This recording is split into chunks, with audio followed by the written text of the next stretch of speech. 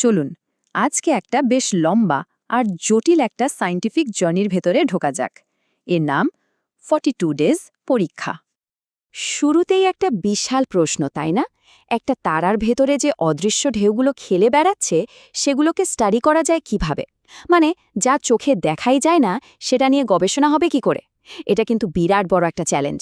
তবে বিজ্ঞানীরা এরও একটা দারুণ উপায় বের করে ফেলেছেন। এর উত্তরটা বলতে পারেন দুটো পার্টে আসছে। প্রথমত, একটা বিরাট সিমুলেশন চালানো হয়, আর তারপর কাজে লাগানো হয় একটা একদম নতুন ধরনের এআই সলিউশনকে। আজকের এই আলোচনাতে আমরা ঠিক এটাই দেখব, যে কিভাবে এই দুটো জিনিস একসাথে মিলে প্লাজমা ফিজিক্সের একটা বড় রহস্যের সমাধান করল। তো চলুন শুরু করা যাক। তবে তার আগে কয়েকটা বেসিক জিনিস একটু পরিষ্কার করে নিতে হবে। আর পুরো ব্যাপারটা শুরু কিন্তু পদার্থের চতুর্থ অবস্থা দিয়ে। প্লাজমা, এটা হলো পদার্থের 4 নম্বর অবস্থা। মানে, একটা গ্যাসকে যদি প্রচণ্ড গরম করা হয়, তখন অ্যাটম বা পরমাণুগুলো থেকে ইলেকট্রনগুলো আলাদা হয়ে ছিটকে বেরিয়ে আসে। আমাদের সূর্য বা মহাকাশের অন্য তারাগুলো, এগুলো সবই কিন্তু আসলে প্লাজমা দিয়েই তৈরি। এখন ভাবুন তো, এই গরম প্লাজমা যখন অন্য কোনো কিছুর গায়ে এসে লাগে, তখন ঠিক ওদের বর্ডারে, মানে সংযোগস্থলে, এক বিশেষ ধরনের ঢেউ তৈরি হয়। এটাকে বলে সারফেস ওয়েভ। ব্যাপারটা অনেকটা পানির ওপর যেমন ঢেউ খেলে যায়, ঠিক সেরকম। কিন্তু এটা হচ্ছে গরম গ্যাসের সমুদ্রের ওপর একটা অদৃশ্য ঢেউ। আর এই ঢেউগুলো কিন্তু শক্তি বহন করে, তাই এদের চালচলন বোঝাটা খুবই জরুরি। কিন্তু প্রশ্ন হল, এই অদৃশ্য ঢেউ নিয়ে এত মাথা ঘামানোর দরকারটা কি? কারণটা হলো, এর বেশ কিছু দারুণ কাজের অ্যাপ্লিকেশন আছে। যেমন ধরুন, fusion reactor, advanced plasma antenna, এমনকি লেজার ফিজিক্সেও এর ভূমিকা আছে। আর সবচেয়ে মজার ব্যাপার হলো, আমাদের সূর্যের চারপাশের আবহাওয়া, মানে করোনা, কেন এত গরম, সেই রহস্যটা বুঝতেও কিন্তু এই সারফেস ওয়েভগুলো একটা চাবিকাঠির মতো কাজ করে। এখন এটা তো আর সম্ভব না যে আমরা সত্যি সত্যি সূর্যের ভেতরে একটা ল্যাব বসিয়ে দেব, তাই না? তাই বিজ্ঞানীরা কি করেছেন, তারা কম্পিউটারের ভেতরেই একটা ভার্চুয়াল ল্যাব বানিয়ে ফেলেছেন। চলুন তো দেখি এই ভার্চুয়াল ল্যাবটা আসলে কিভাবে কাজ করে। এই যে ছবিটা দেখছেন, এটাই হলো সে ভার্চুয়াল ল্যাবের একটা নকশা। এখানে কি হচ্ছে, একটা মাইক্রোওয়েভ সোর্স ব্যবহার করে প্লাজমা আর একটা ডাইইলেকট্রিক মেটেরিয়াল, মানে যা বিদ্যুৎ পরিবহন করে না, এই দুটোর বর্ডারে সারফেস ওয়েভ তৈরি করা হচ্ছে। আর সবচেয়ে ইন্টারেস্টিং ব্যাপার হলো, এই পুরো পরীক্ষাটা কিন্তু ঘটছে একটা সুপার কম্পিউটারের ভেতরে। এই সিমুলেশনটা একটা খুব পাওয়ারফুল টেকনিক ব্যবহার করে, যেটার নাম হলো পার্টিকল ইন সেল, বা সংক্ষেপে পিআইসি। সহজ করে বললে, কম্পিউটার প্রথমে লক্ষ লক্ষ ভার্চুয়াল প্লাজমা কণা তৈরি করে। এরপর প্রতিটা মুহূর্তে ক্যালকুলেট করে যে কোন কণার ওপর কতটা বল কাজ করছে, আর সেই বল অনুযায়ী কণাগুলোকে একটু একটু করে সরায়। এই একই কাজটা লক্ষ লক্ষ বার রিপিট করা হয়, শুধু এটা দেখার জন্য যে সময়ের সাথে সাথে ঢেউগুলো কিভাবে বদলাচ্ছে বা তৈরি হচ্ছে। তো এই বিরাট সিমুলেশন চালানোর পর বিজ্ঞানীরা বেশ অবাক করা কিছু প্যাটার্ন খুঁজে পেলেন। চলুন দেখে নেওয়া যাক কি ছিল সেই রেজাল্টগুলোতে।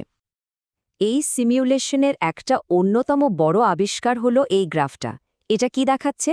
এটা দেখাচ্ছে যে সারফেস ওয়েভের যে ইলেকট্রিক ফিল্ড, সেটা প্লাজমা আর অন্য পদার্থটার সংযোগস্থলে সবচেয়ে শক্তিশালী।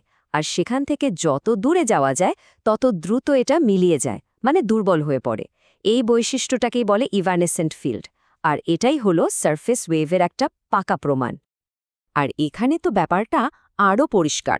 গবেষকরা দেখেছেন যে মাইক্রোওয়েভ সোর্সের ফ্রিকোয়েন্সি যখনই পাল্টানো হচ্ছে, প্লাজমার ভেতরে এনার্জি বা শক্তির ঘনত্বটাও বদলে যাচ্ছে। এই যে উজ্জ্বল আর কালো দাগগুলো দেখছেন, এগুলোই হলো চার্জ বাঞ্চিং, মানে ঠিক কোথায় কোথায় শক্তিটা জমা হচ্ছে। আর দেখুন, ফ্রিকোয়েন্সি যত বাড়ছে, এই প্যাটার্নগুলো তত ঘন আর জটিল হয়ে উঠছে। সিমুলেশন থেকে দারুণ সব রেজাল্টও পাওয়া যাচ্ছিল, কিন্তু এর পেছনে একটা বিরাট সমস্যাও ছিল। আর সেই সমস্যাটা হলো সময়। ভাবতে পারেন, শুধু একটা সিমুলেশন চালাতে, মানে একটা নির্দিষ্ট ফ্রিকোয়েন্সির জন্য রেজাল্ট বের করতে, একটা সুপার কম্পিউটারের সময় লাগছিল প্রায় ২০ ঘন্টা। আর বিজ্ঞানীরা যখন এরকম হাজারেরও বেশি আলাদা আলাদা কন্ডিশনে পরীক্ষাটা করতে চাইলেন, তখন মোট সময়টা গিয়ে দাঁড়ালো ৪২ দিনে। হ্যাঁ, ঠিকই শুনছেন, টানা ৪২ দিন ধরে একটা সুপার কম্পিউটার শুধু এই একটা কাজই করে গেছে। বুঝতেই পারছেন এটা কতটা সময় সাপেক্ষ আর খরচ সাপেক্ষ একটা ব্যাপার ছিল। এই ৪২ দিনের বিশাল চ্যালেঞ্জটা সামলানোর জন্যই বিজ্ঞানীরা ঝুঁকল আর্টিফিশিয়াল ইন্টেলিজেন্স বা এআই এর দিকে। তারা এমন একটা মডেল তৈরি করল যা কিনা এই কঠিন ফিজিক্সটা নিজেই শিখে নিতে পারে। তাহলে এই দুটো পদ্ধতির মধ্যে পার্থক্যটা আসলে কোথায়? পার্থক্যটা বিশাল। পুরনো সিমুলেশন সিস্টেমে প্রত্যেকটা কণার গতি আলাদা করে হিসেব করতে হতো, যেটা খুবই স্লো আর এক্সপেন্সিভ। অন্যদিকে এআই মডেলটা কি করে? ও শুধু আগের সিমুলেশনগুলো থেকে পাওয়া ডেটা দেখে প্যাটার্নটা শিখে নেয়। ও নিজে ফিজিক্স ক্যালকুলেট করে না, বরং ডেটা থেকে শিখে প্রেডিক্ট করে। ফলে কাজটা হয়ে যায় প্রায় সঙ্গে সঙ্গেই, আর খরচও অনেক কম। আর এটাই হলো সেই মুহূর্ত, আসল প্রমাণ। এই গ্রাফে যে কালো লাইনটা দেখছেন সেটা হলো সুপার কম্পিউটারে ঘন্টার পর ঘন্টা ধরে চালানো সিমুলেশনের আসল ডেটা। আর নীল লাইনটা, ওটা হলো এআই মডেলের প্রেডিকশন, যেটা তৈরি করতে লেগেছে মাত্র কয়েক সেকেন্ড। দেখুন একবার, দুটো লাইন কিন্তু প্রায় হুবহু মিলে গেছে। এর থেকেই প্রমাণ হয় যে এআই সফলভাবে প্লাজমা সারফেস ওয়েভের মতো জটিল ফিজিক্সও শিখে নিতে পারে এবং অবিশ্বাস্য নিখুঁতভাবে তার ফলাফল বলে দিতে পারে। আর এখানেই একটা বিরাট প্রশ্ন আমাদের সামনে এসে দাঁড়ায়।